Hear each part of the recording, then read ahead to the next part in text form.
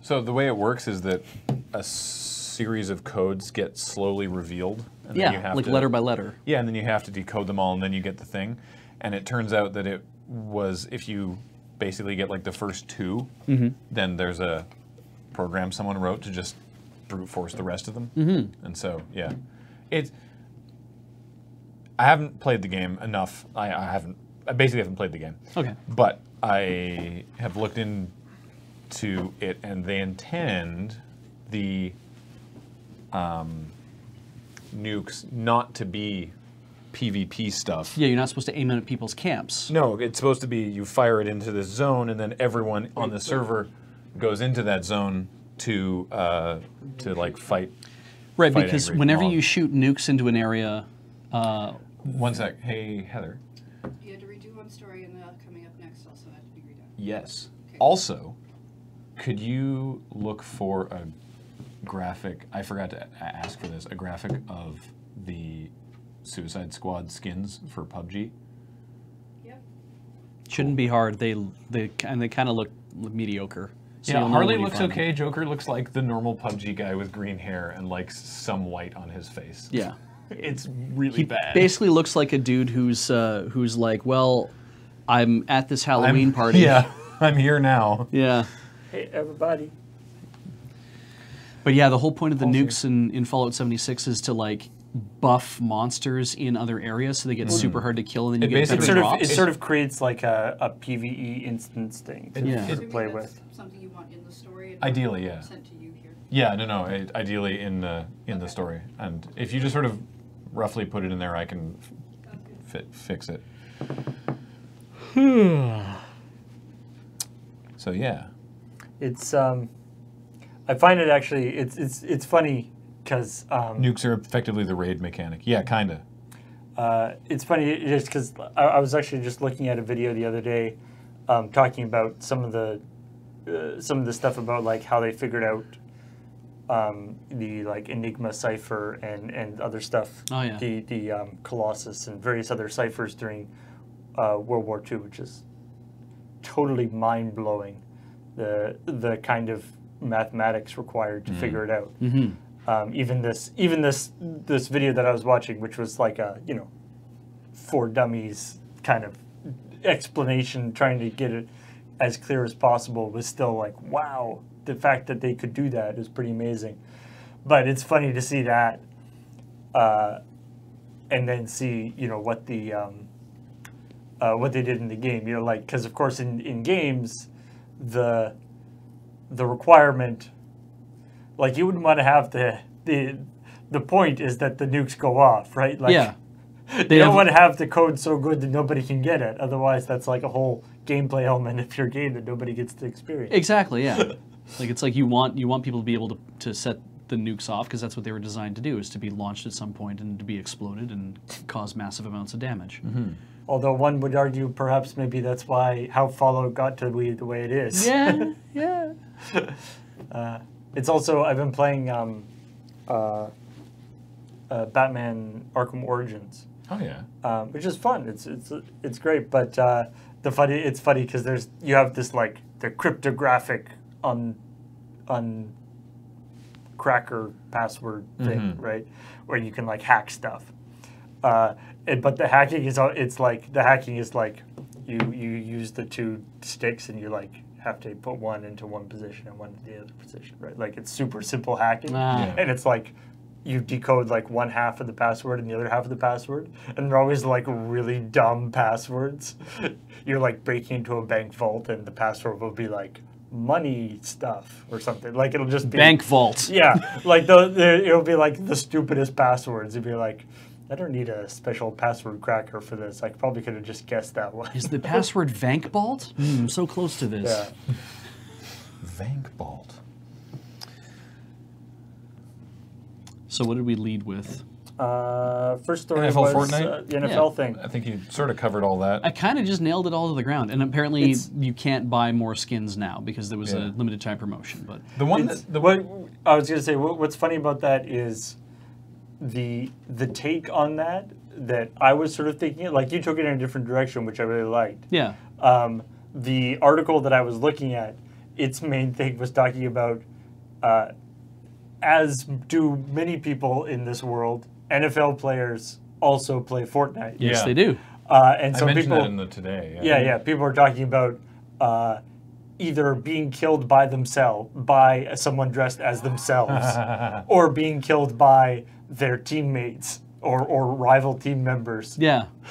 And just having that be a rather surreal experience. Absolutely, yeah. I would think it's even weirder in game to watch yourself running around in a video game and then watching yourself die, because most, like when these guys play Madden, Do you just get their outfit, or do you actually? Is it actually like their full? I think you straight up I think get it's their just- number. I think it's just the uniform and number. Yeah. You don't actually get their like face. I don't think it says a name on the back or the face. I think you have to basically set up like the design of your character underneath it to Yeah. look like what you want to I look believe like. you get a uniform, and you can pick a number. Right. But yeah, I love that the people pretending to be specific, like famous Yeah. football players was interesting. The one that amused me the most was actually the one where someone was like, I'm bad at Fortnite, so Yeah. I dressed up like the quarterback I hate from our rival team, so that at least when I die, I get to see him get I can killed. giggle my way It's through the like, process. Holy moly. Yeah. All right. I'm like, yeah. Maybe pretty real world people in Fortnite was not a great idea. 'Cause, like, when this you- is the first, theoretically, this would be the first time you could play at least approximations of real people. Yeah, and it's like one of those things where when it's. Do you remember like before the NHLPA had there was a license where you could put like, because it was like if you want you could make an NHL game, but if you didn't have an NHLPA license you couldn't use the actual players. So they had to come up with like different Right. things. But they would always like put like the players in and there would be all the numbers. So 99 would be on the Edmonton Oilers. But we wouldn't straight out say it was Wayne Gretzky. It'd just be like 99 is a player on the, that kind of thing. And it's It'd be like, called like the Great One. or sure. And it's just that kind of feeling of wink and a nod. You know what's going on here, but it's not really that kind of a thing. So, yeah. Next story, Sony is not going to be at E3, which is interesting. I don't think it's a big deal, but Yeah. It kind of didn't I mean, surprise me. it feels, sorry. It's a big deal for. I think it's a bigger deal for E3 than Yeah. it is for like. I don't mean to be like, public? it's not a big deal. Yeah. It's very strange. Like I said, it's the first time since 1995 that Sony will not be at E3. Didn't Nintendo also duck out of E3? Well, yeah, because Nintendo just does the directs now. Yeah. And they'll do a direct during that week. Yeah. So is E3 just Microsoft now? Well, in terms of keynote delivery, I think this is the idea because Nintendo is still technically at E3. Like they bring the Treehouse. Right.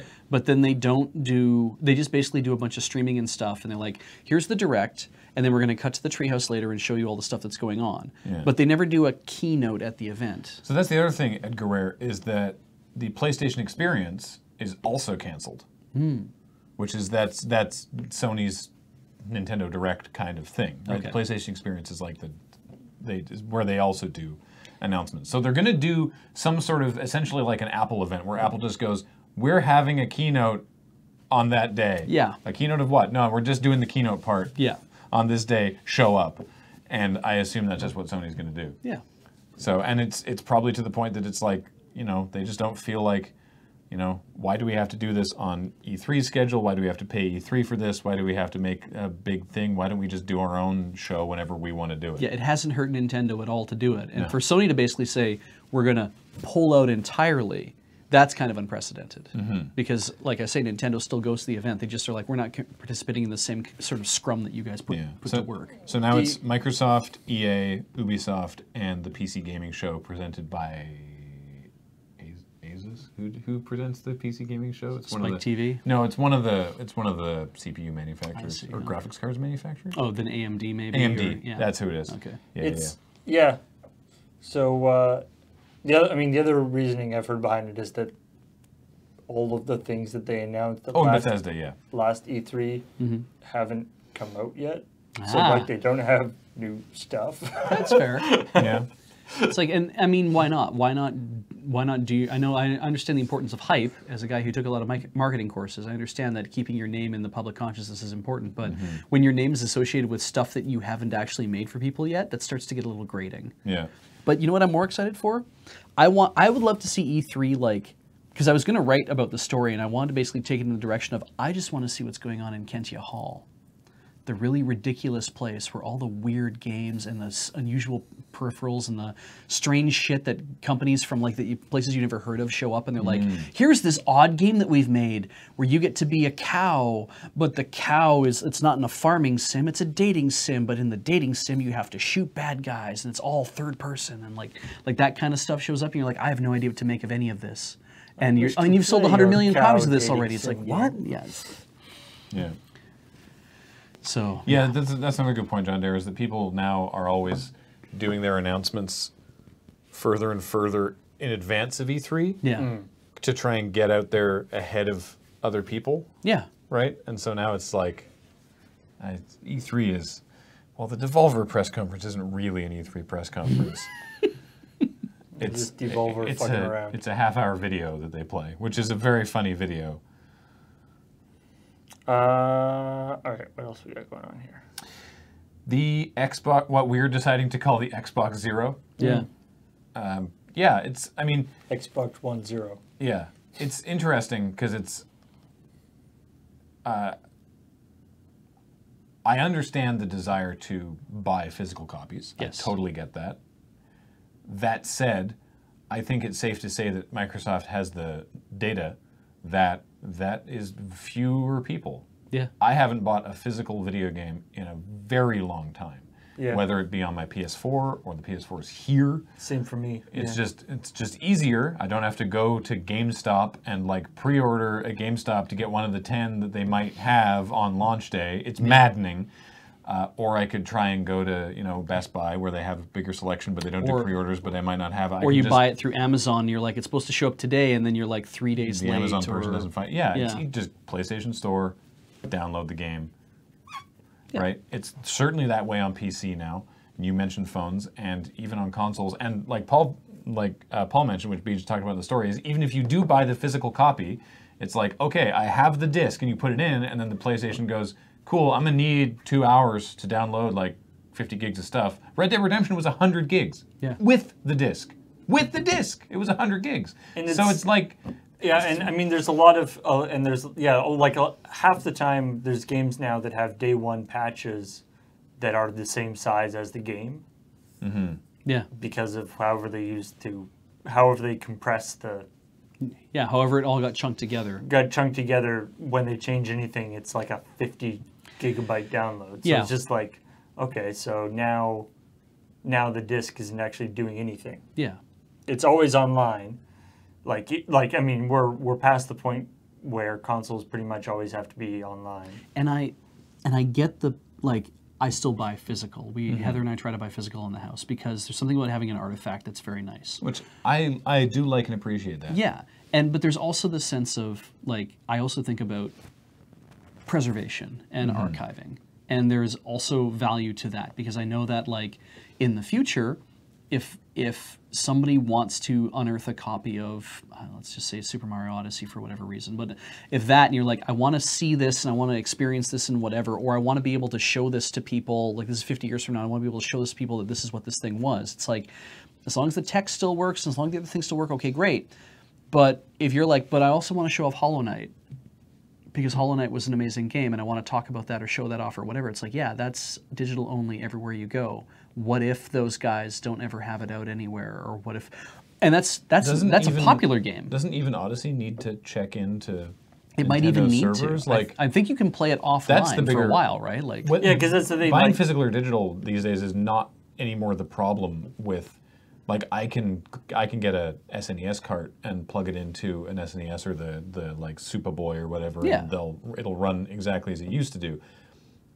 If I had a digital, if I have a ROM, it also would work the same. The problem is internet services. Yeah, that's what can't be preserved. Yeah, and there's a lot of games that, I mean, there's a lot of games, especially on PC and stuff. There's a lot of games either because of, I mean, sometimes it's just because of DRM, and sometimes it's because they legitimately have uses for internet stuff. Yeah, but sometimes it's just DRM. And then, the company goes out of business and the DRM registration server goes offline. And sometimes they, put out a patch to make it so it works still. Sometimes they don't. And I think, the idea of, like, because I looked at I was going to draw a parallel between this, the Xbox One S less a disc, and with the Wii Mini, which was like, it's that the Wii Mini came out in Canada first, in fact, and it was a thing that had no online network connectivity and it had no GameCube controllers, and you could only buy physical Wii games to play in it. And I'm like, that was Nintendo seeing a market where they're like, people are buying a lot of games and they want a cheaper way to get into this, and there's a whole ton of shovelware out there, and we can probably get people to continue to buy this product and be a part of it by making this cut rate version of whatever. What doesn't this need? Well, we want people to play the games that exist, and we don't have an eShop by like WiiWare was a thing, but no, what we want to do is sell the games that we are publishing. And this is like a complete, like, this is a difference. This is Microsoft saying, all of our games are available digitally. We don't want to publish these physically. We want to make this a thing that you know, like they both of these companies had a different way of looking at these two different products, but it was like the same kind of thing. It's like, we want to concentrate on a cheaper product that works in the way that we want to see these things work because it's actually better for us in some way. Oh, that. I was like, what is the Wii Mini? I had forgotten what it looked like. That only came out in Canada? It premiered in Canada and it was test marketed here for a while. Very weird. Yeah. Everyone was like, why is this? It's top loading too, right? Why is this? Yeah. Why does this exist? And it's like, it's true. Because it wasn't even like, it was like $10 cheaper than a Wii at the time. Too. Yeah. Like, it wasn't even cheaper than a Wii. No. It was like very $99.99 at the time, and it's like you could buy a Wii for like $129 or something like that in Canada. It was just a very weird thing. But that's the thing that I thought when I saw this Xbox One S without a disc. Like, when they're mentioning it, I'm like, oh, that's Microsoft saying that we think that we can make a console that works with the people in the market that just want to work in this one area. And I mean, hell, if you're looking at buying an Xbox One and you're like, I buy all my other games digitally, why wouldn't you think of this in the same way, right? Like, it's your secondary console. I wouldn't be surprised if, I'd be interested to see the percentage of digital versus physical for games in comparison to, say, music. Because, I mean, music has the same problem, basically, where, you know, I haven't bought a CD in years. Yeah. You get everything on iTunes or you stream it or whatever. Well, when you can make it a reliable acquisition process that also Now, you can get your stuff back all the time, then people are always on board with it. And, you know, and the same thing, of course, with movies, too. Although, you know, movies are slower, but they're moving that way. Yeah. You know, the general consensus is that when people are like, so what's after Blu-ray? Everyone's like, nothing. There's no after Blu-ray, because after Blu-ray is everything's digital. Or everything is online. Yeah. Obviously, Blu-ray is digital, but we don't need a movie format that's bigger than Blu-ray. Yeah. Because at that point, it's going to be all download anyway. Yeah. Or just straight streaming. Yeah. Like that. Well, yeah, exactly. I think that's streaming gonna, or download, or it's all going to be internet-based rather than, or just like a USB stick with it on it. I'm not looking forward to not being able to own a thing, but I am definitely enjoying the streaming of things right now, and I'm like, that's not so bad. Gen 2 Gengar points out that now for music, what's common is that people are selling more and more vinyl. Oh yeah. Vinyl's coming back Yeah. is back in a big way because you get to have the artifact and it's nice and big and you get really big art, and if you have a record player then you can play it, but if you don't you get the physical thing. And generally speaking, not all the time, but generally the vinyl has like a download code for the digital version. Yeah. Right. And so it's like, cool, here's my vinyl. I'm going to put it on the shelf. Yep. I mean, And it's then sort listen of to it like, on my phone. Like the PC equivalent, or the game equivalent is to like people who are remaking like SNES cartridges with games on them, right? Hollow Knight was going to make a physical version. They have since decided they're not going to do that. However, at Best Buy there will be a physical version of Hollow Knight that you can get that is not a physical version of Hollow Knight for the Switch. It's a box with a number in it? It's a big box that has a big stuffed Hollow Knight in it. So you're buying the toy, and it comes with a download code for the game as well. Oh, nice. That's nice Sounds if they're like- giving you I a like toy that. or something. Yeah. Because there have been quite a few situations where physical versions of games have just been literally a box that has the download code in it. Yeah. The quote-unquote physical version of a game. Which is what that's the GameStop trick, right? Is come down to GameStop to buy the code to take home and plug into your thing, and then Ooh. it's because if you don't have a credit card, Yeah. And you can go down, you can give GameStop cash, and they give you the download code. What you should do, like do the Hollow Knight thing, except instead of coming with the code, the Hollow Knight doll says the code, like you pull the string on the back of it and it tells you the code. Except the Hollow Knight character doesn't have a voice, so it would just be this weird screeching. Why would that be what it would do? Well, because nobody knows what it sounds like actually. So you just assume weird screeching. Because having played the game, everything else has has weird voices, and some of them have weird screeching sounds. And I just assume he would have the same thing. But I would assume his voice is just like through the mask, yeah. All right. The Fix PUBG campaign. This was strange. The only thing I could think of was the image macro exchange between Tuxedo Mask and Sailor Moon, where Tuxedo Mask says, you know, my work here is done, and then Sailor Moon says, but you didn't do anything, and then Tuxedo Mask just leaves. Because they were like, okay, here's the new thing. It's the Fix PUBG campaign, which was apparently like this thing that was being championed by one of the community managers who then left. And they said, we know that there's problems with the game. So here it is. It's like what you've been saying, you know, Fix PUBG. It's the Fix PUBG campaign. Here's the things we're going to fix. And then the impression, and it's not like they didn't fix anything during that period of time, but it didn't feel any more. It's like they should be fixing PUBG anyway. Yeah, it didn't like feel. That's just called making your game work. It didn't feel any more momentous or like anything more was being done than the normal stuff that should have been happening. Right. Right. And they said every available developer resource was on all of these problems. We're going to stop making new features and we're just going to fix stuff. Well, except sort that, of the idea, except that they didn't stop making new features because those are different departments, right? And so it didn't feel like anything different was being done. And so during the period of time, it was sort of like, so when's the fixing going to happen? When are they going to actually do the fixing? And then PUBG Corp went, great, we're done, success, we did it, and everyone went. What? Yep. What did you do? And they went, well, look at our list of 100 things we fixed. And it's like, okay, you added debris when a door explodes. I don't know why that was on the list, but I mean, I guess you did that. But you look at the list of 100 things, and there's a breakdown of like, they said they fixed this, and that's not true. Yeah. Yeah. And so, or it got marked as fixed in the bug tracker, and they're like, have we fixed 100 bugs yet? Yes. Great. Publish it. It's like we have. It's like some guy who's working at PUBG Corp or whatever, being like, Christ, it's a slow Friday. I'm going to mark this as fixed and go home. Yeah. I don't want to be like cynical about it, but. Well, Night Valiant, that's the thing is like it was early access, and so people bought it cheaply in early access because it's like, yeah, I'll buy this as early access, and we'll see what it's like when they finally release it. And there were and have been huge improvements if you look at it, even when I started playing it in early access to where it actually released. Definitely huge improvements, but like not what people expected it to get to. So, yeah, which I think is probably a general, could be called a general criticism of the early access concept.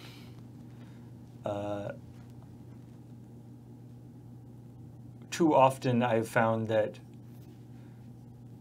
early access versus actual release is not as different as you might think. Yeah. Yeah. And you might want. It's like early access, and then people give them money, and then they go, oh, well, this must mean it's done then. Yeah. If people are paying us for this, then that's probably all we need to do. Like, they got a whole website for, what is Fix PUBG?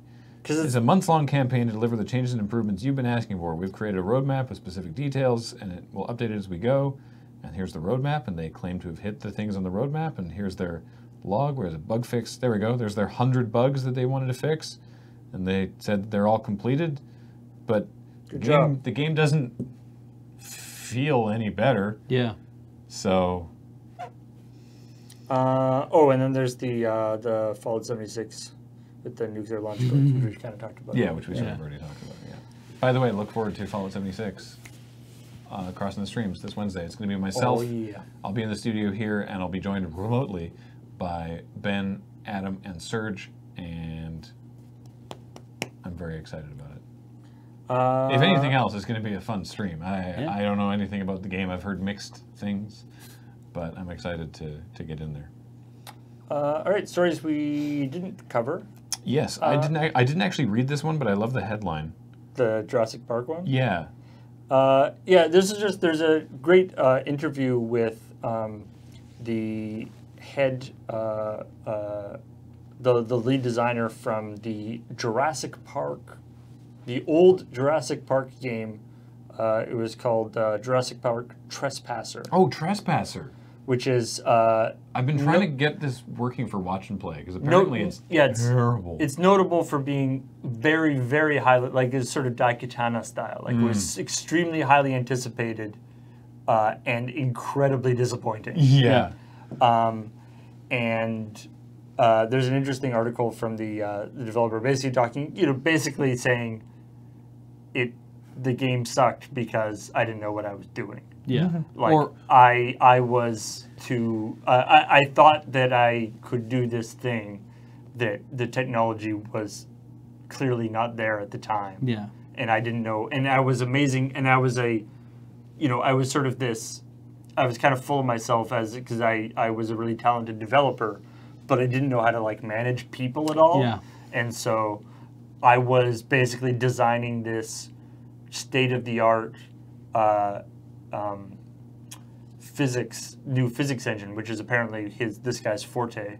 Like he was because he made the physics engine for like one game, and then System Shock, and then they took that physics engine and made Flight Unlimited out of it.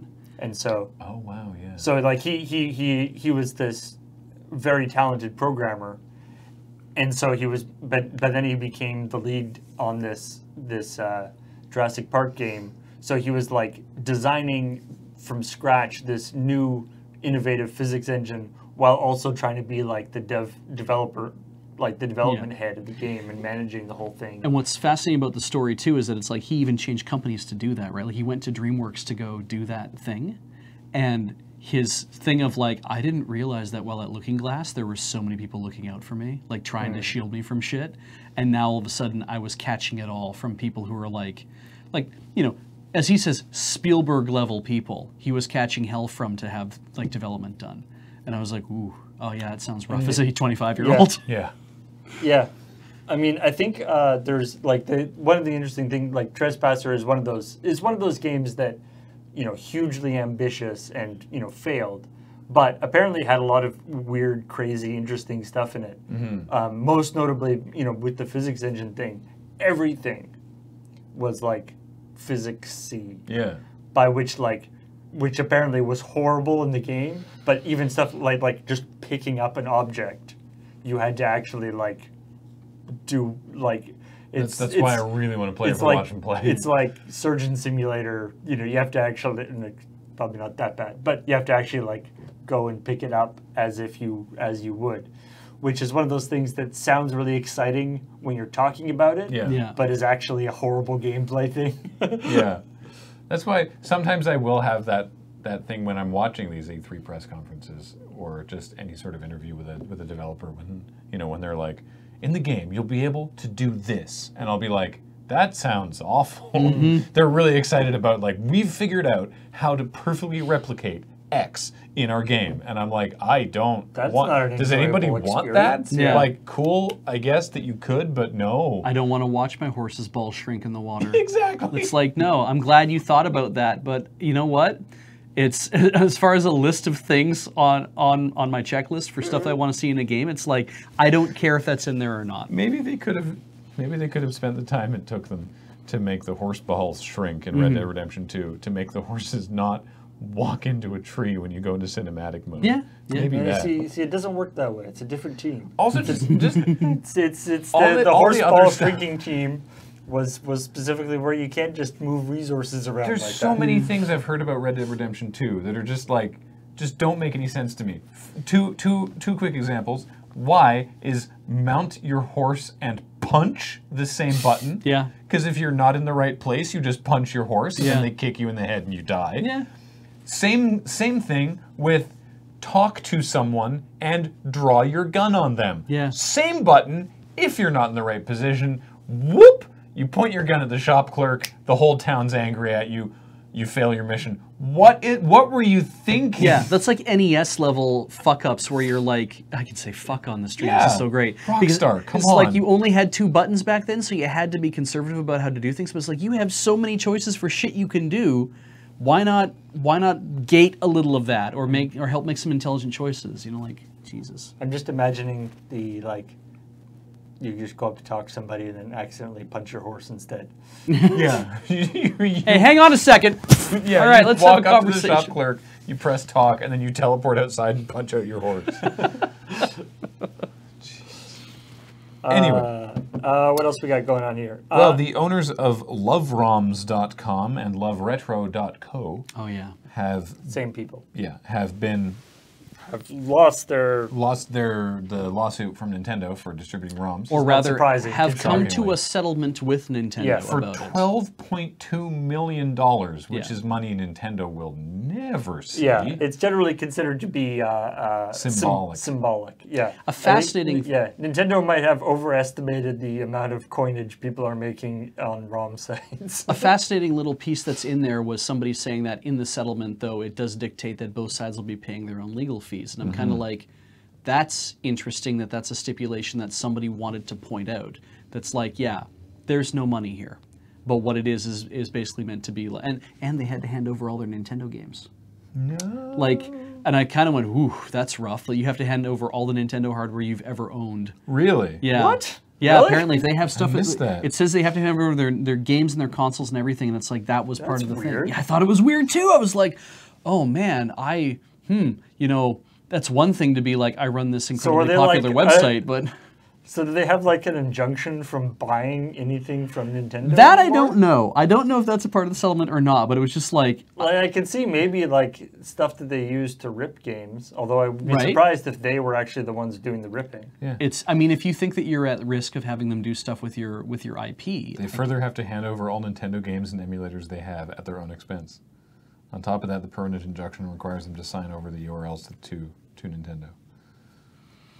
yeah, It's so weird.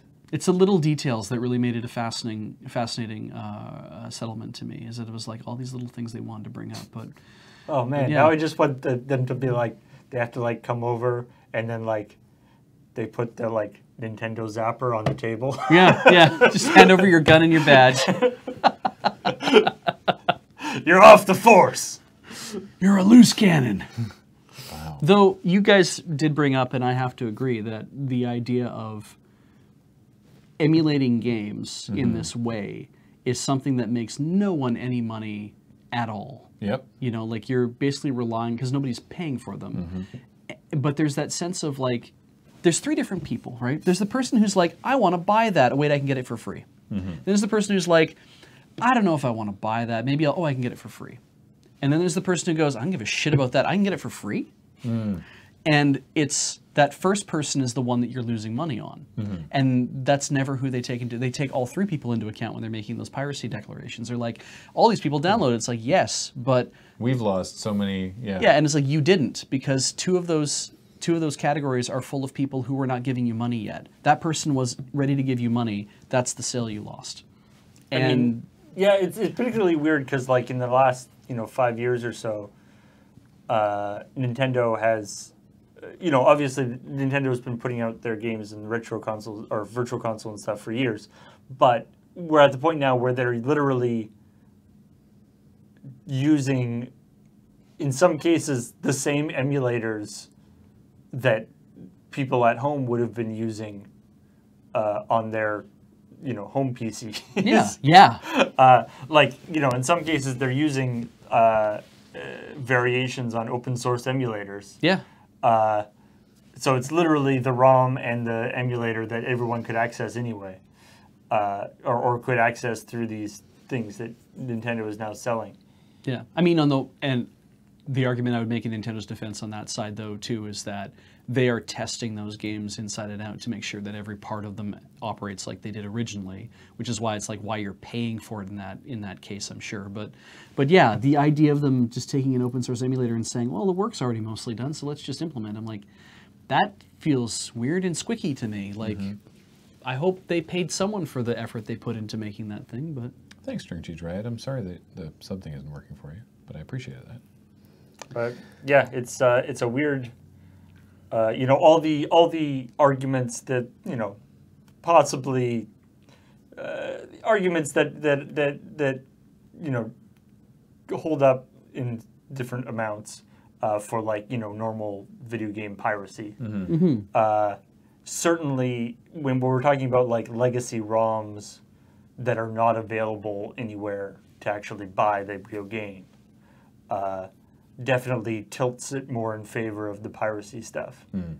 Make no mistake, from a legal perspective, it's still totally illegal. Yeah. But from a moral perspective, I would say it's probably more on the side of okay. Yeah. Yeah. Hey, are you enjoying Castlevania on Netflix? I hear it's good. I'm not watching it, so just when you say you're enjoying Castlevania, and I'm like, on Netflix. Oh, I'm not a part of that. It's an anime. I know, right? Yeah. I should. You'd think I would, but I don't. Apparently, don't you? Apparently, some of the fight scenes are actually pretty incredible. Yeah. Anyway, the producer, Adi Shankar, is now also producing a Netflix animated series based on Devil May Cry. Okay. He says that they, quote, acquired these rights so Hollywood doesn't fuck this up. Wow. Yeah. And there's some suggestion that they will possibly be in the same universe. Yeah. Which is kind of interesting. In what we are now calling the bootleg universe. Which is apparently it's started as that because the universe began in a bunch of fan videos that this guy made. Yeah, he gained notoriety with a series of unauthorized, often graphically violent short films based on Marvel's Venom, Punisher, Judge Dredd, and the Power Rangers. So now he's legit, and he's like, I can utilize this power for good. Yeah. Much like the guy who got involved with Detective Pikachu. Yes. Yes. Well, because if you look at the other Capcom properties that have made it to, say, the big screen, Resident Evil and Monster Hunter. Yes. Which I feel like he just considers this not great. The reaction. Have you seen any of the set photos from the Monster Hunter movie? I have not. Monster Hunter isn't anywhere near out yet, right? No, but there have been set photos. Yeah. And it's directed by Paul W.S. Anderson. Oh yeah, of the Resident Evil franchise, and stars Mia Jovovich. Yes, it does. And the only photo is them in like beside an APC wearing modern day combat fatigues. Ah. And people are like, this isn't what? That's not Monster Hunter. Yeah. Yeah. I have to say though, I do I did enjoy Movie Bob's take. Yeah. Which is look, if Paul W.S. Anderson gets given millions of dollars to go around the world and make cosplay fetish movies with his supermodel wife, then more power to him, I guess. Yeah. Do we have to watch them? Yeah. Maybe not. Yeah. No, people still do. Yeah, exactly. I don't know. It sounds like the actual setting. It sounds like everything about the Monster Hunter movie totally makes sense if you pretend that the setting is modern day. I don't know. I am not invested in the series, nor have I looked into the movie. Maybe they're going to do the 80s thing, it's people then they get sucked into the past or something. That's or sucked into the video game or something. Devil May That Cry could be is interesting, actually. Devil May Cry is Capcom. Castlevania is Konami. Yeah. And yet somehow. Yeah. Great see. taste that tastes great. Wait, maybe. Well, I mean, it's not as if Konami has any interest in while Castlevania. While we're on the subject of movies and adaptations, Sure. How cool does Detective Pikachu look? I can't wait to see that. It actually looks great. When we were playing the video, I was like, okay. And I'm like, ooh, yeah, everything's weird, and then Ryan Reynolds, and I'm like, oh yeah, you're charming. I forgot, you're so charming. But it's just like the world that they have. It's it's people and Pokemon. Yeah. It looked so weird. Rhyme City with these weird things walking around. I'm like, oh my god, is this... Definitely, turning into live action, I will say, doesn't, shall we say, decrease the large number of questions that the Pokemon universe brings up that are never addressed. Especially Mr. Mime. Yeah. Don't like it. Though I do... if anything, it throws that into somewhat sharper relief. Yeah. So... I imagine Especially they're not going to deal with it too much. seeing Mr. Mime like that and just being kind of like, oh, Jesus. And Ash's mom is like, spends a lot of time with a Mr. Mime as well. And they look like this in real life. Holy shit. That's terrifying. Well, it's like Mr. Mime and I felt like that was actually a pretty accurate representation of Mr. Mime. it was. Yeah, but that's the thing. It's like Mr. Mime is a humanoid. Yeah. Yeah. He's a Pokemon. Mr. Mime is weird and creepy. Yeah. Greninja is humanoid-ish. like Machamp, Yeah. right? Like there's Pokemon that just look like humanoids. Yeah. They're just like, hey, what's up? And are like as smart as people. Yeah, don't. more. No, don't. don't Yep. don't lean It's into that so too hard. Weird. Yep. Yeah. They keep them in tiny balls. Yeah, it's a dangerous hole to fall into. I wonder if anyone's going to actually summon a Pokemon, because we see a lot of them walking around in that trailer, but I don't think I saw anybody crack a ball. And maybe that's the thing, is maybe it's like maybe you don't. Right? That's what all the teenagers in the Pokemon world like. Hey, you want to Crack go? a ball. Yeah, you want to Crack go a ball? behind the fence and crack a ball? It's the Underground Fighting League. Hey, speaking of Pokemon, actually, that was a neat segue. The new Pokemon, currently unnumbered. The Oh yeah. We talked about this Meltan, many month or two ago Yeah. when it was first like being teased. leaked. Yeah. Meltan, the Hexnut Pokemon. How else do you describe them, really? That's how he's described in the Pokemon. But it's not- He's a Hexnut Pokemon. it's Currently unnumbered because he's not from What gen. was everybody calling it? Nutto or something? Nutto. Yeah. Well, because it turned into a Ditto, and the body looks kind of like a Ditto. Yeah, yeah. And Okay. in Pokemon Go, when Meltan first showed up, it looked like a Meltan. You caught it, and then it was just Ditto. And so Professor Willow, who's the professor from Pokemon Go, is like, all right, you got to find me a Ditto. Find me pictures of Ditto. Yeah. And so you catch him a Ditto, and you bring him. I'm in the middle of there's currently a mythic quest in Pokemon Go to get a Meltan. Okay. And if you do, then you can transfer the Meltan to the Let's Go games, and you can have a Meltan in Let's Go. Nice. So you find a Ditto, and the professor's like, awesome, this Ditto was Meltan at one point. So I've grilled him for information about what Meltan is like. What do you know about Meltan? Yeah. Get him some Katsudon. Can you do that? Can Dittos talk? I don't know. Can a Ditto turn into me? And tell me everything you know, and you'll be me, so I'll know if you're lying. Yeah. Anyway, yeah. That's the other Pokemon thing. And it's entirely possible that everyone in the world has already been replaced by Dittos, and there'll be no way to know. The tiny little beady eyes.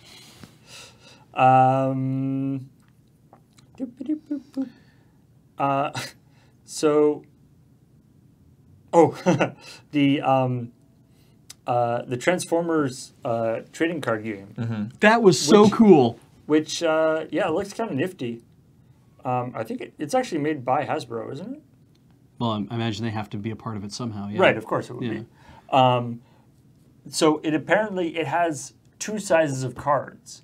It's got like regular size, playing Standard, card size, like yeah. Magic size, and then it's got size that are sort of the size of like the planes or the Commanders. commanders, These are their hero cards. which are the hero cards. And so, but unlike in Magic, where those are just like special things, in the Transformers game, you play them.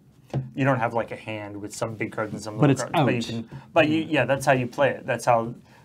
So they just released a new thing, which is the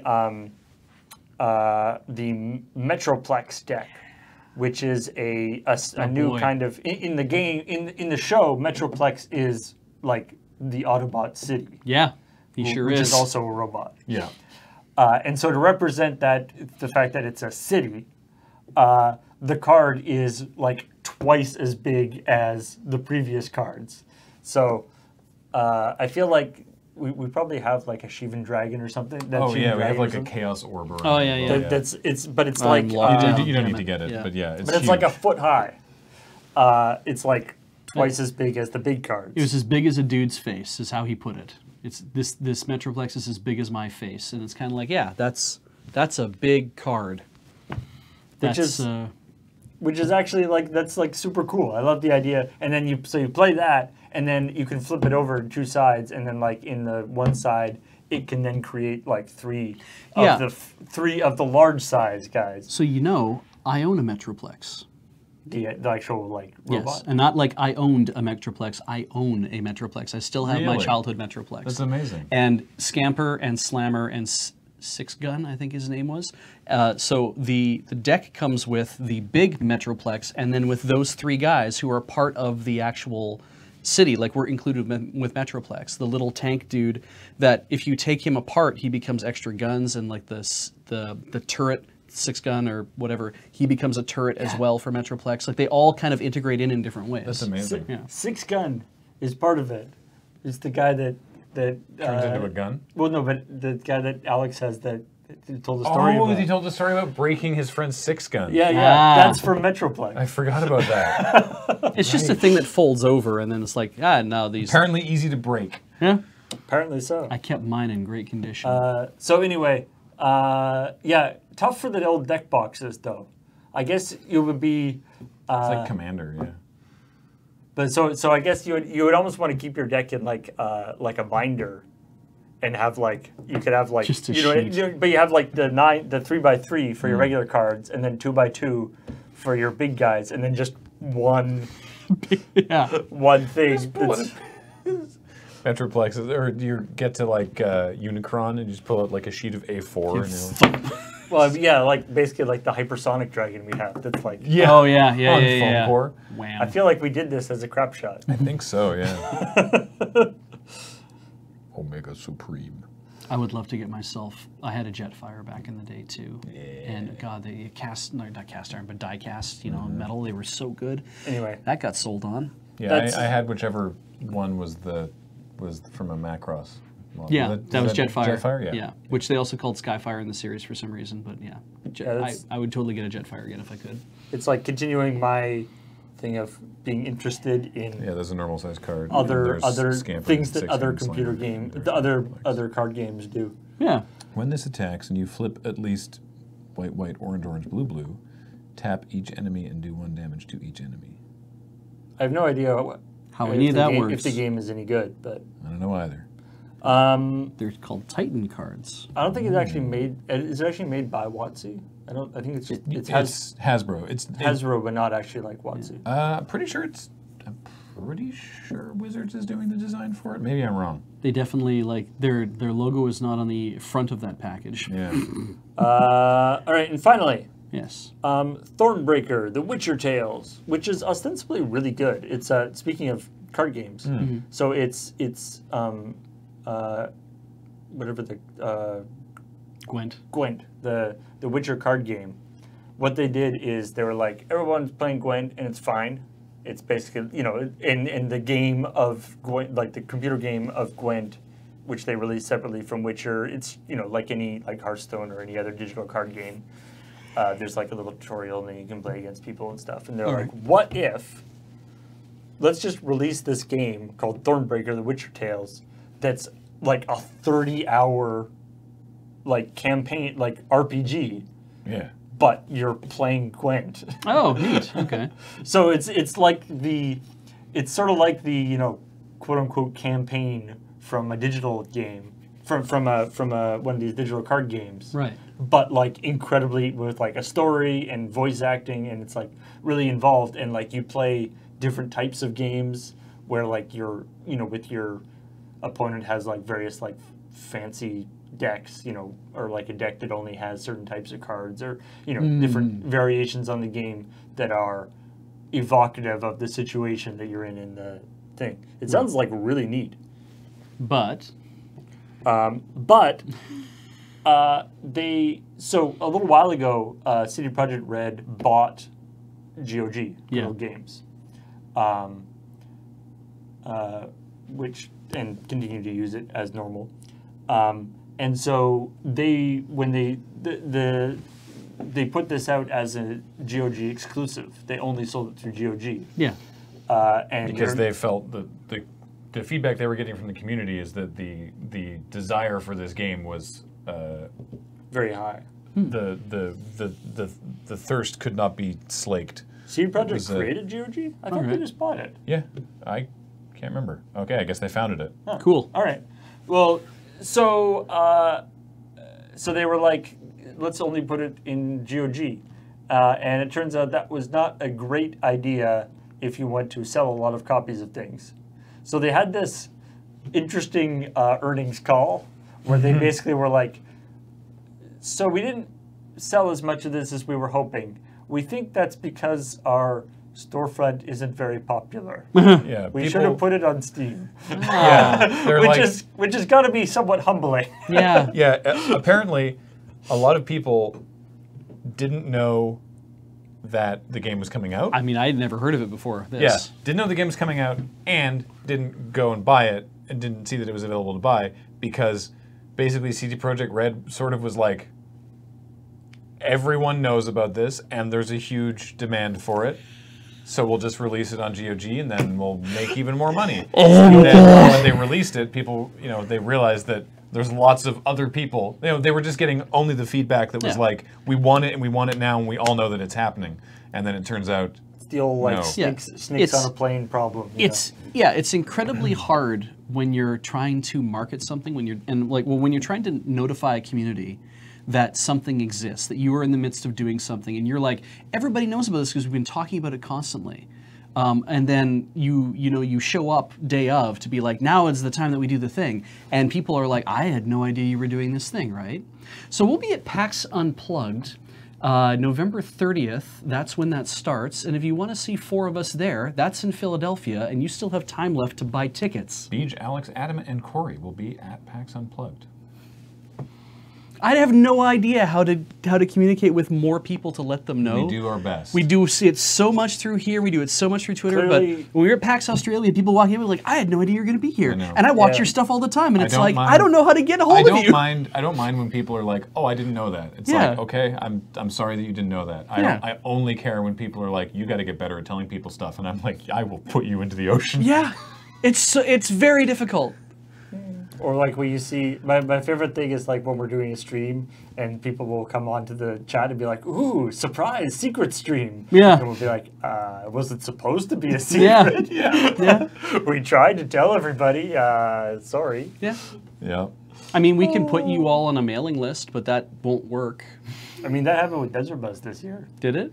I mean, in the sense people that on mailing lists? It's, No, there were in the people sense who where were people like- would be like, oh man, Desert Buzz. Yes. For like the first several days, there were people coming into chat being like, oh, I didn't know this was happening. Yeah. It's like we literally have like 5 people working on that for the entire run. We're doing our best here. Yeah. Trying to get it out in as many places as possible. Maximum viewers at one point was over 11,000 or? Yeah, we got it on the main page. It was the highest Yeah. we've ever had. It was It was amazing, real cool. Yeah. Generally speaking, I don't know if those people like really count because they're probably just like, whoa, this is weird. Bye. Still.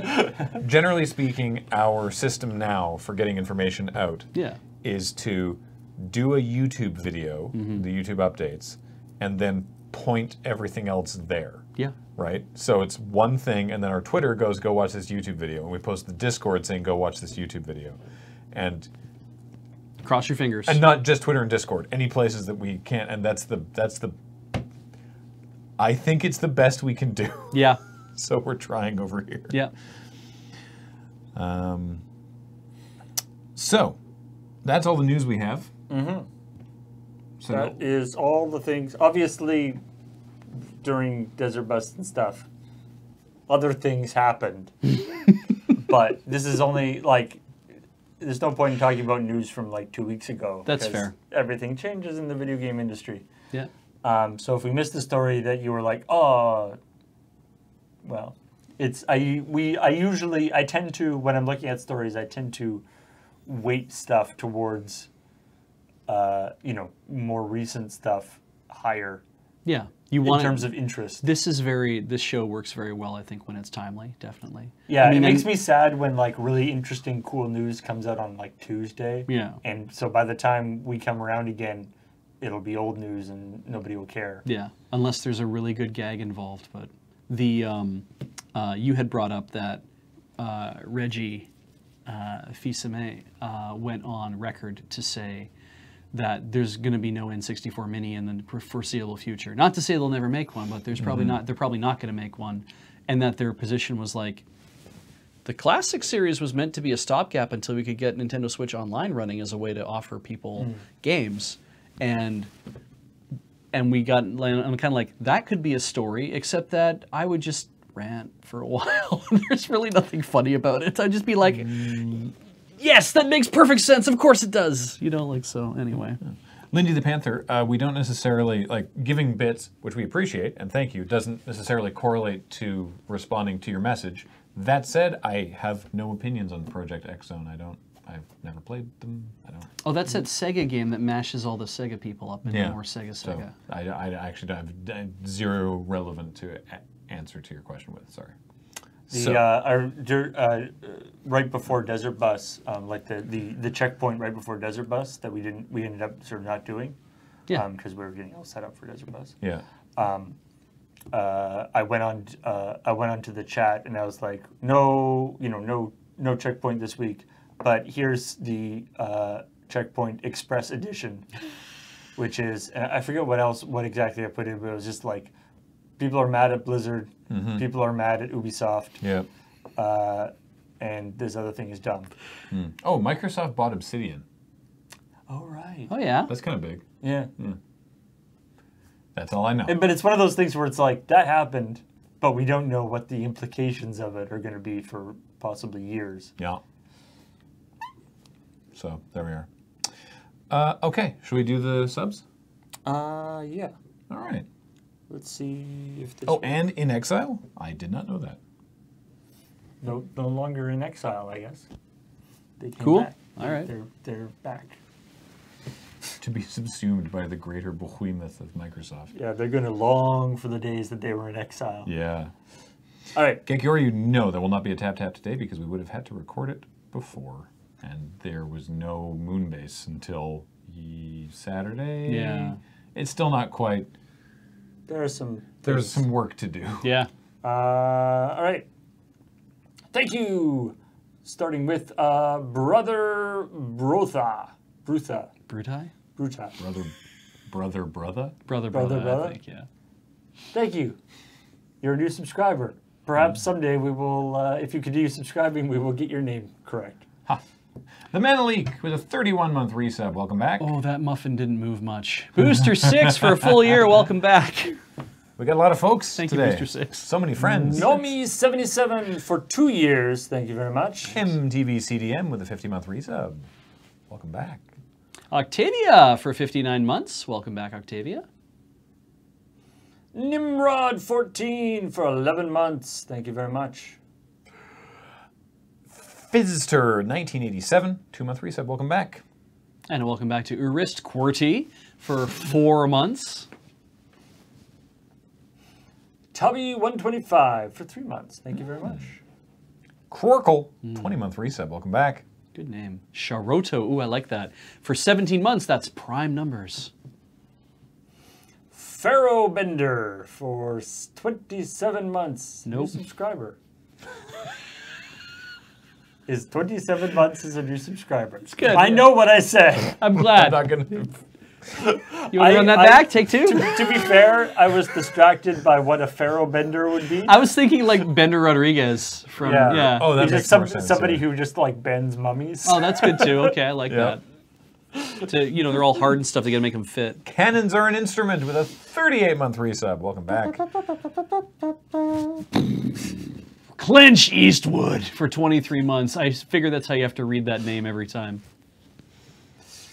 Bronze Finger for 59 months. Thank you very much. Feldheim C, 63-month resub. Wow, we're up yeah. to 63s now. Yeah, wow. Holy moly. Welcome back. Oh, it's Duke Daisuke for 3 months. Welcome back, Duke. Retro Guernsey for 22 months. Thank you very much. Simon Ark, 11-month resub.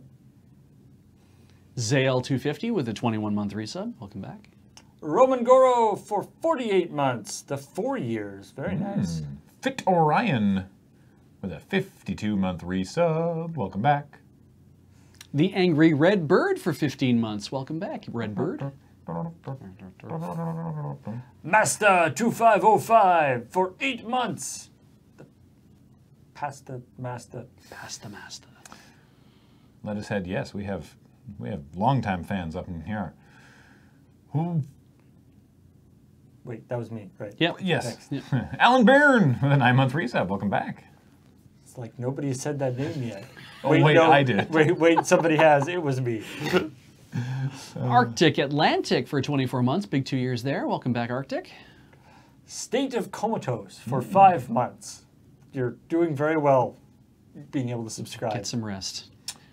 Sorry, was it my turn? Yeah. Great. Crooked Smile, Spinonen, Juhad 127, Dragon Heartfur, and Dan100110, gifted by Masta 2505. Thank you so much. Hey, Marty Punker with that 10-month resub. Welcome back, Marty.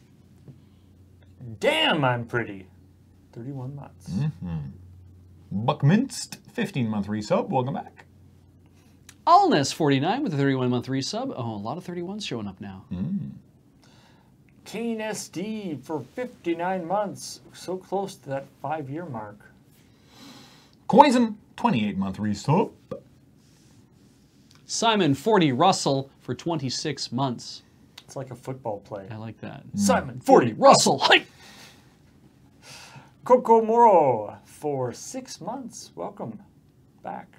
Sir Garrett Cameron with a 26-month resub. And welcome back to Oni Squirrel with 20 months under your belt. Tiny squirrel belt. Herbie Dentastic for 42 months.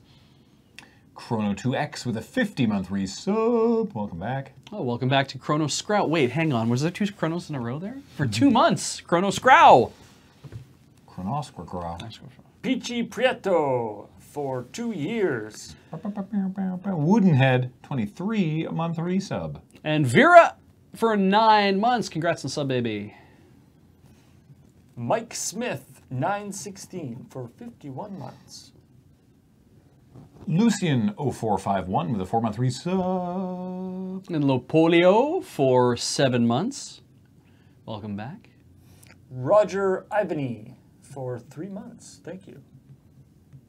Lark Sacrosis with a 26-month resub. It's a terrible, terrible disease. Yes. Lark sarcoidosis. Lark Sacrosis, it's the worst. Eddie at the Gov is a new subscriber. Welcome, Eddie. Glad to have you here. A catastrophic success. It's been going on for 13 months. That's how I described last week. Roy Eltham with a 22-month resub. Scar Red Tiger for 30 months. Heinz's Mayberdad. Maybe your dad? Maybe your dad. It sounds like a Kathleen name. Yeah. Well, you're a new subscriber, and if that's your real name, that is a great name. And if it isn't, that is a fun name that you came up with. Phoenix Miller says, what even was last week? I don't know. Malfunct, 59-month resub. Oh, God, yeah, we cracked 1 million Australian. Uvocron 13 for 59 months. So many Australian dollars. Neko Diamo. Daimyo. Yep. For 1 year. Thank you very much. Butts with a 12-month resub. I'm so glad that Twitch hasn't asked you to change that name. Lucky Butts. bastard. 3D. Nicky Wolf for 44 months. I like that number. That's a good number. And they asked to change the name, just add another butt. Butts. Zerg 539 for 22 months. Arborist Andrew with a 38-month resub. Mr. Paul Caruso. I will do that again. Mr. Paul Caruso for 11 months. Welcome back. You transposed your vowel sounds. I know, it was weird. Yeah. The Maricat for I get it 26 now. months. Blessings from the Void with a 10-month resub. Static Display for 2 months. Welcome back. Glad you decided to return. Jerry Harris is a new subscriber. Welcome. Vargan HK, another new sub. Welcome to you. The File Clerk for 9 months. Sufan 22 for 11 It months. seemed very serious. Reich X with a 47-month resub. Oh, Mola Molifant for 2 months. Welcome back, Mola Molifant. Fun to say. It It's is. a sunfish with a trunk. Yeah. Soldier O Fortune. Tusks. Yeah. That sounds terrifying. Gets actually. stuck on things and dies. Ye olde Soldier O Fortune Yo, soldier of fortune. for 59 months. Coggy9 with an 8-month resub. And Failhammer for the 62 months. Welcome back. Logic Cat for 28 months. Bodie McBoatface Jr. with a 23-month resub. String Cheese Riot. Right, Riot. Yeah, Riot. String Cheese Riot. Oh, yeah. Riot. Throw up the bottle of cheese. Gifted by Malfunct. Rhapsody 032590 for 13 months. A lot of Rhapsodies. Decius Terra 92 with a 14-month resub. Bon Deluve. Bondule. Bondule V for 43 months. Bundle 5? Bondule 5. Thanks for sending us holy candy. Thank you. You've been here 43 months. I still don't have it. Oops. Prince Nimzar with a 10-month resub. Ooh. Welcome back. They Bladness. say it's okay, Beach. Bladness. Gladness. It is okay. You're right. Have we reversed direction? Am I doing this one now? No, sorry. Nova Tiempo with a 7-month resub. I was waiting for the months Oh. for Bladness. Bladeness. However. Right, 16. 16 months. He subscribed again. Nova Tiempo, 7 months. Nova TM2, 3 months. Wait, was that Nova TM1? No, it's Nova. All right, for 3 That months. definitely caught me off I guard. hope you're friends. Feathertail 38, a brand new. Wow, I'm sorry, Paul. It's your turn. Feathertail 38 is a new subscriber. It's all we falling just apart. sub-pong. Wampa X with a 54-month resub. Oh, that's Welcome back. divisible by 9. Wompax. I'll be at Wompax Unplugged. Sinequid for 32 months. James and Orr. When the 32. when the forest comes to James and Orr, then Macbeth shall be. It's Nova Tiempo's brother's Amazon account. Ah. I'm getting the extra Prime. That's good. Thank you so Use much. your Primes. Everyone with Amazon Prime, you get a free sub on Twitch. 32 months from that last person. Sub welcomes just started. Oh no! Thank you for making an account. 20-month resub. Welcome back. I feel like it's not that effective an account most of the time. Though. Yeah. Furvius got that 1 year. Congratulations, Furvius. Kosar Prime for 4 months. T-Squirrel. Sorry. I'm trying to clamp in on a yawn there. That was a 41-month resub from That's T-Squirrel. really good. Unbound Hal is a brand new subscriber. Welcome, Hal. Unbound. Muyabi for 26 months. Congrats on your golden ticket. Fearitude with a 24-month resub. The 2 years. Flathead for 4 months. You spelled it that way. Flathead. Flathead. Head. If that was a ligature, I'd be so happy. Yeah. Kaizoman 2 for 2 months. Thank you very much. Glad they made the sequel. And thank you for 688 bits from Earthen One, Foxmar, Crazy Matt, Captain Evil, Badman, Xanto69, H-Bomb and Friends, String Cheese Riot, and Lindy the Panther. Thanks so much, everybody. Oh, and Talia Hay just subbed with Twitch Prime. Thank you so much. Thank Like you. I said, I hope you enjoy watching us read out subs, because that's probably going to happen for a lot of streams this week. Yeah. A quick reminder that all of you, if you have Amazon Prime, you also have Twitch Prime, and you don't have to spend that money here, but it's a free subscription to... You should use it somewhere. Yeah. We would appreciate it if you use it on our channel, but then we're extremely biased. But you should use it on someone's channel. Yeah, because And it's if not you're- costing you a thing. Yeah, and it's like something actually I wanted to mention for those you longtime subscribers out there. Something that Twitch announced just recently is that they're hopefully soon going to be transitioning to doing it, doing your sub, the sub run as every time you've subbed, not just consecutive. Yeah. So if you had like a month or two lapse in there, it'll count all months you have ever been subscribed to a channel, which is cool. And Peanery just resubbed with 31 months, who says, oh right, Prime sub. Yeah. Yeah. And yeah, VIPs launched last week. We got to do some transitioning there because we have like a couple friends who just pop up and chat who don't need to be mods, but No. we still want to see We them. don't Kick want to their give our ass friends out. that kind of power. They'll abuse it. You all know that. Yeah.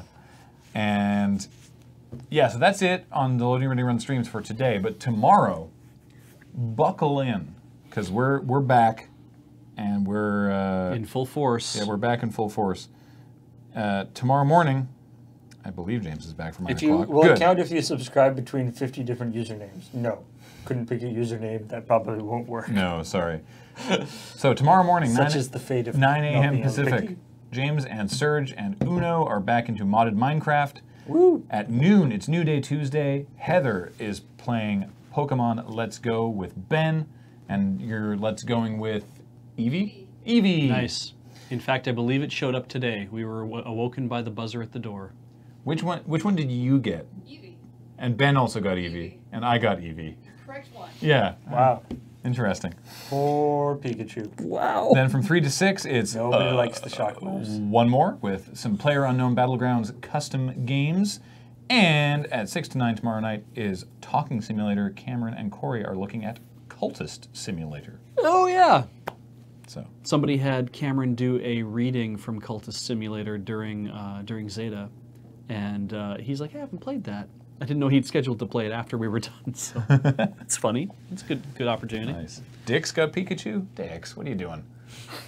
He figured, well, I have all these people I can trade with now. Yeah, It's perfect. true. Yeah. Somebody's got to have the other one. Otherwise, nobody will be able to get that whatever exclusive. I think their thing is Growlithe. Apparently, They're exclusive. Wait, Growlithe are exclusive to the Pikachu version? Yeah, and ours is Vulpix on Eevee. Well, I think we worked out. You're new to Pokemon. They have exclusives so that... this is the first non-Go Pokemon game I've ever played. So Yeah, you gotta, because that's the whole. That's why there's always the multiple editions, so you have to trade. right. The number that was like apparently like way back in the day, the original, one of the original conceptions for Pokemon was the designer was like there's this link cable thing that the Game Boy has Yeah. that nobody ever uses. Yeah. Can we do something cool with it? And that was and this was the idea they had, and they're like, it'll be great, to Yeah. you made it's great kind of things. like way back in the day it was still kind of the idea behind like Pokemon Go, right? It's Yeah. trying to get people interacting with each other as well as playing the game. And it just so happens that the way you do that is by catching them all. It's convenient when it's like, yes, we're trying to make this thing to make people have fun and interact with each other. Also, it's kind of a gambling system, and you are forced to spend lots of time playing the game. I did read that apparently in Russia they have a glut of Let's Go Pikachu, and you cannot order Let's Go Eevee for the Russian market. Something like So that. the Russians, The correct one. the Russians know that. That Pikachu's the big deal there. You cannot get Let's Go Eevee in their. So the Russian, that means the Russians really like the Let's Go Eevee. Pikachu. presumably. Well, I think it's more that Pikachu is the one true Pokemon. And Oh, that is the one that everyone is ordering? It's the one that's available. Like Right. you cannot get Let's Go Eevee because it's it's not- not available in the market. Is what I read someplace, and I'm like, interesting. that's weird. That doesn't seem right at all. But This is very strange. also, the executive in charge of Nintendo Russia, massive asshole. Really? Massive asshole. This video of him like threatening to fire, Of his massive asshole? losing his mind and threatening to fire people on a live stream. Yeah. Yeah, that was a story I didn't want to cover today, but I was like, ooh, God, okay, can't wait to see how that shakes out. Yikes. There's something about the idea of like, I mean, obviously, Russia isn't like, Soviet Russia anymore. But just the idea of like, in Soviet Russia, everyone plays Pokemon Red. Like just making like a decision for Okay. the whole country. Yep. that like everyone has to abide by. It's like an arbitrary decision, but they're like, yes. And everyone starts with Bulbasaur. Choose your starter. It must be Bulbasaur. All right, that's going to do it for today. But yeah, that's tomorrow. Wednesday, we've got the Magic stream on the Wizard channel in the morning. We've got Watch and Play, and then we've got Crossing the Streams of Fallout 76 that night. So we're back. Yeah, and then and Magic on Friday, doing the Chaos Draft. You. Assuming Studio C is operational. Then. Oh, we'll which it have probably it. is. have it, It yeah. probably will be. All right, I'm going to go get some lunch. A good idea. Right. Me too. Bye, everybody. Bye. Wait, that's the thing I have to do. Bye. See you later. Bye. Bye. Bye. Bye. It's not working. Bye. Bye. See you later. This is still saying bye. I could be eating right now. You're connected We're by done. audio. We're done.